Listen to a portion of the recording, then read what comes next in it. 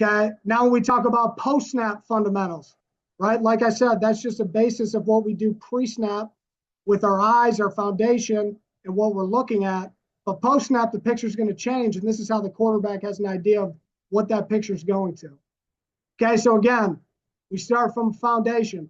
Everything starts with the snap, right? When we're in the gun or the pistol, they must see the snap in like you can see the picture on the right.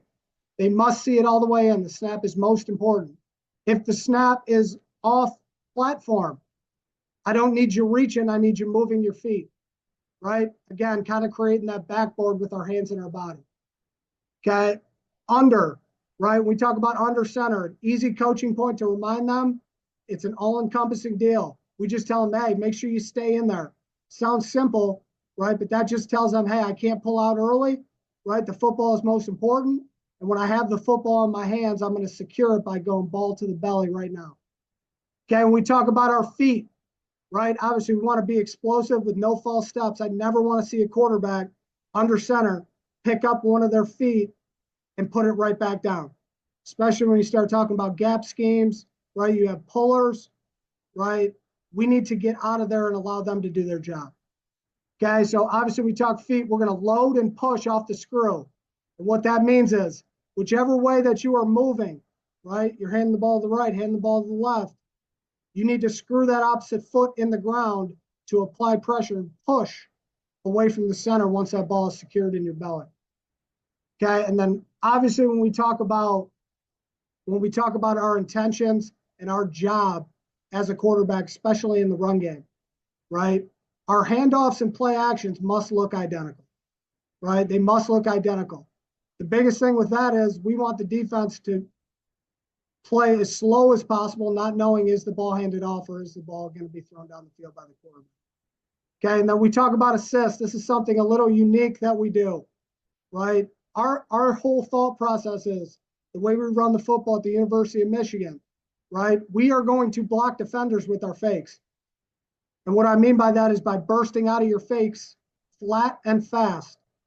That is our way to show the entire offense, hey man, whole line up front, the running backs, those guys are protecting all day for us in the throw game, right? We want to do our job to help them be successful by pulling defenders out of the box with effort. And that's an unselfish act that we have to do as a quarterback. It's a standard. Okay, so again, just showing you. We're going to work bad snap drill because it all starts with the snap. Probably the easiest drill in America, but it doesn't show up till it does, right? Just simple. Resetting, a couple bad snaps to start drills. And here's the deal. You don't have to use a ton of time and individual for this. Just build this into your individual drill.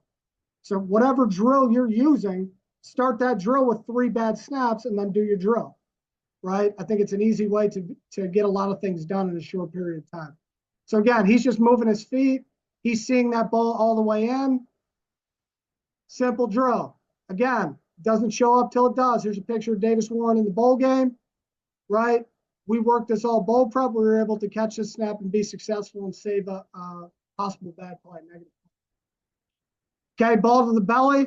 Obviously, once you apply pressure with your bottom hand and stay in there, right, and you're pushing away from the center after you screw that foot in, okay, ball goes right to the belly right now to protect it. Okay, here's a couple shots of that. It's very simple. Ball's to the belly. It's protected. If we got a puller, okay, that ball is not in jeopardy. And execute the handoff based on the footwork. Okay, nice and simple there.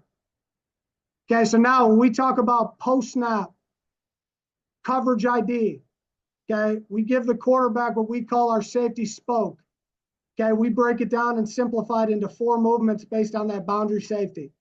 Okay, the first one, he can rotate to the middle of the field, creating 1 high defense.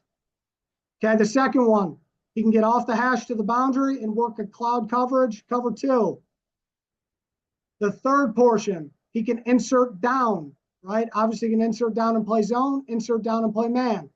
Okay, but still telling us, hey, they're getting to post safety. And then the fourth one, they're going to be kind of flat-footed.